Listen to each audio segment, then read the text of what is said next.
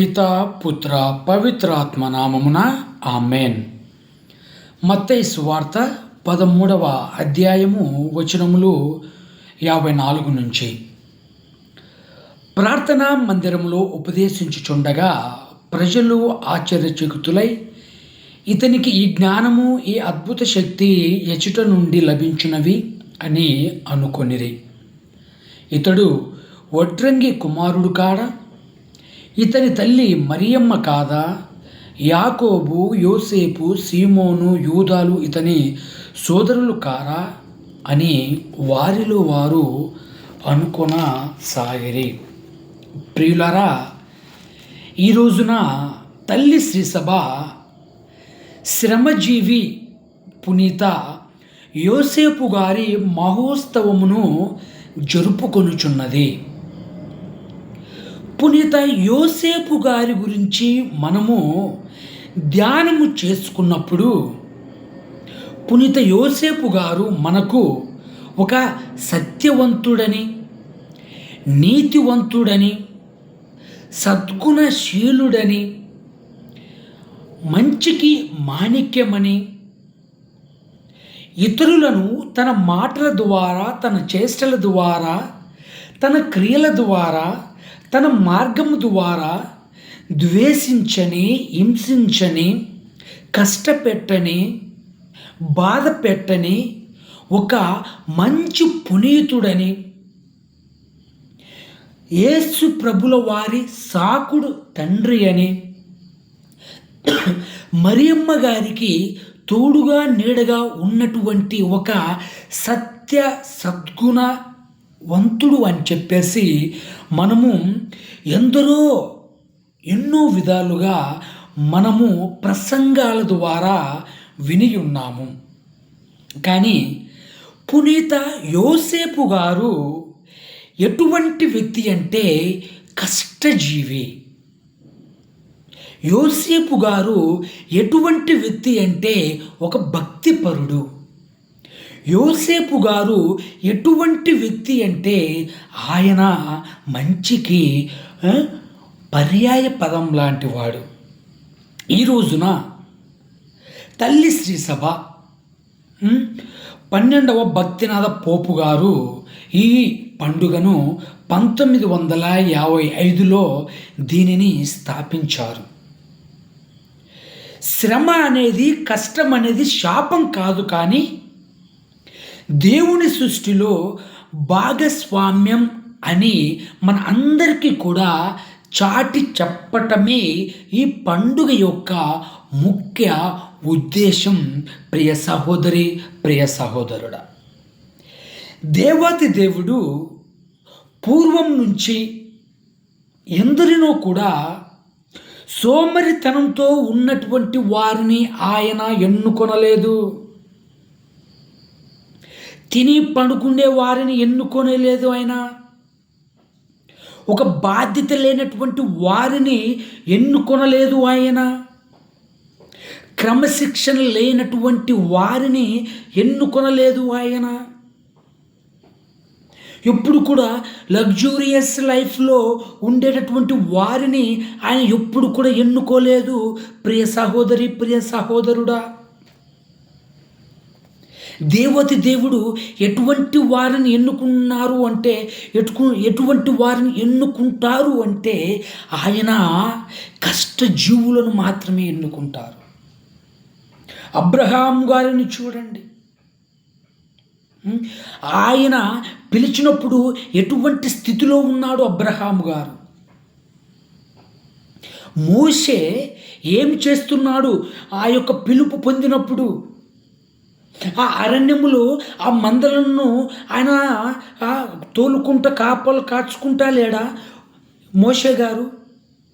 ఆ కష్టజీవిని ఆయన నాయకుడినిగా చేయలేదా మన తండ్రి?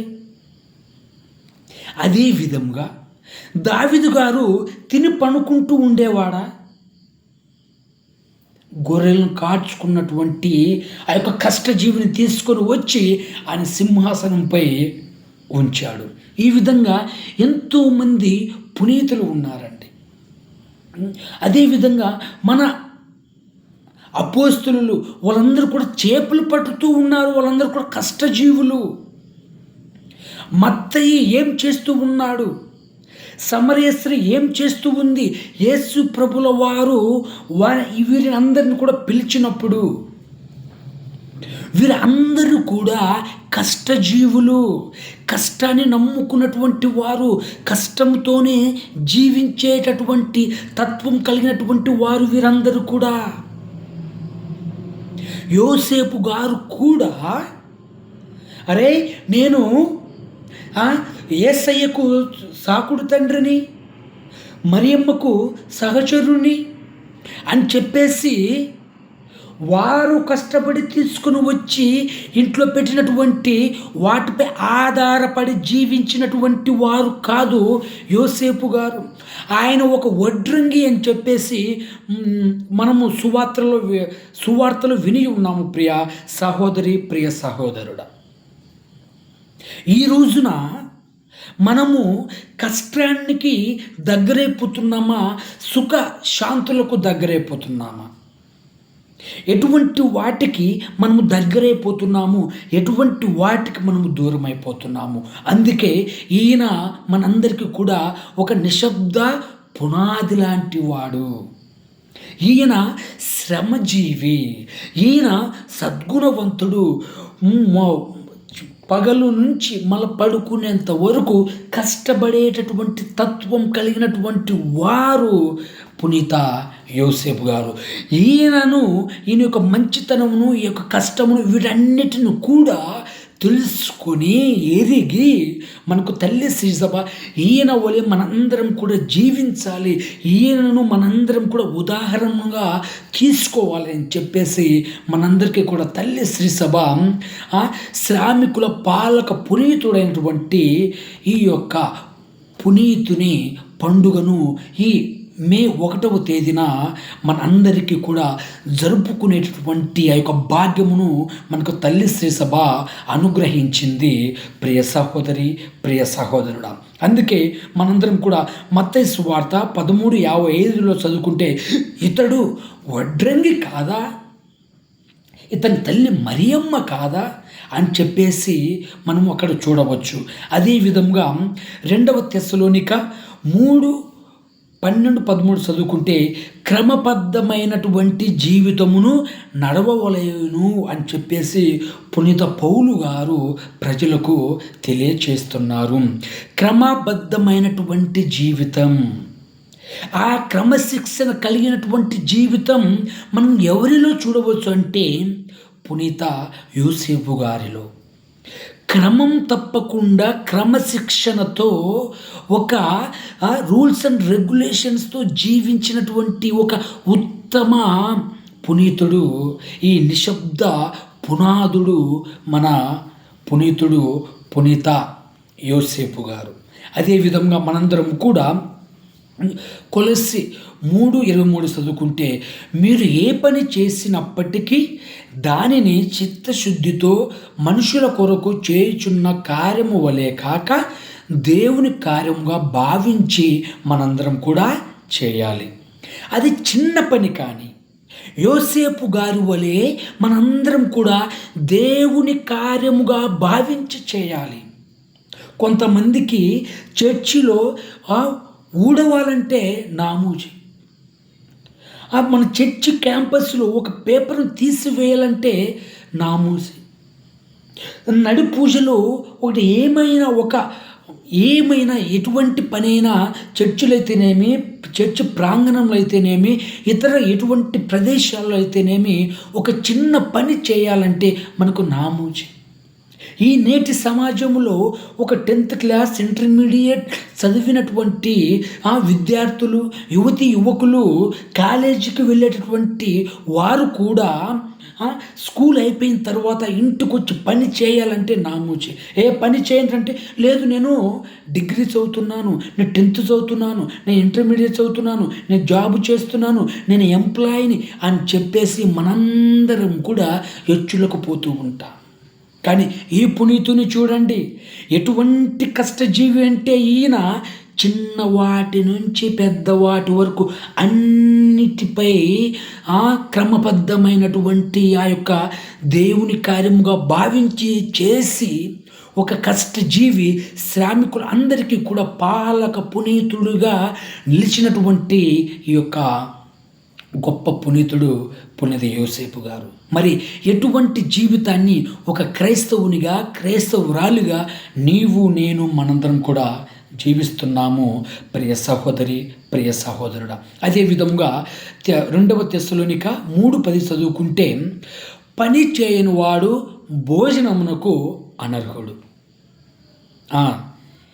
వీటిలో ఎంతోమంది కూడా అనర్హత కలిగి ఉన్నారు.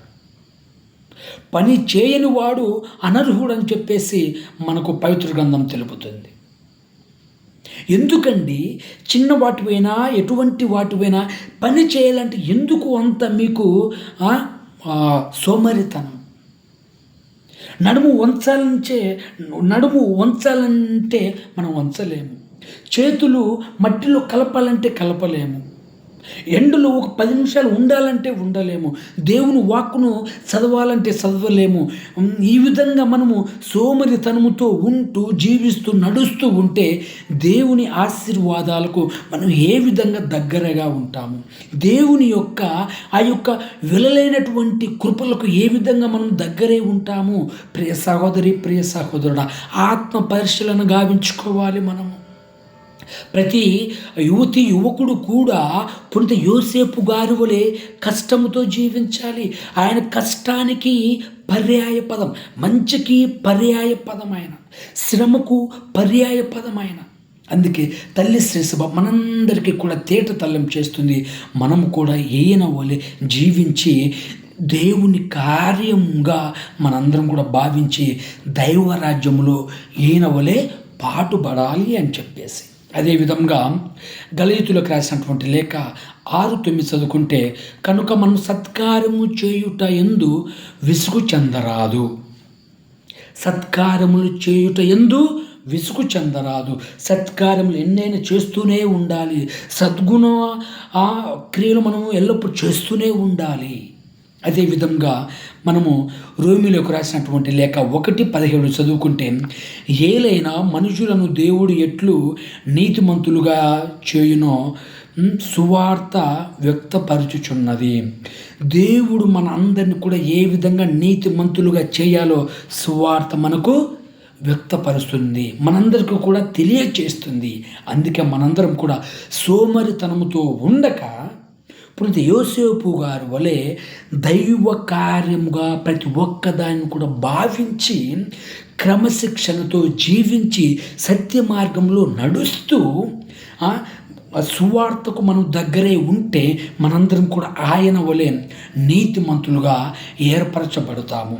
కావున ఈనాడున మనందరం కూడా దేవుని సృష్టిలో భాగస్వాములం కావాలంటే మనకు వస్తున్నటువంటి కష్టాలను బట్టి, మనకు వస్తున్నటువంటి ఆ యొక్క బాధలను బట్టి అన్నీ కూడా మనకు ఒక శాపాలు అని భావించకుండా మనందరం కూడా భాగస్థులం అని చెప్పేసి మనం ఈ పండుగను జరుపుకోవాలి. కావున మనందరం కూడా పునీత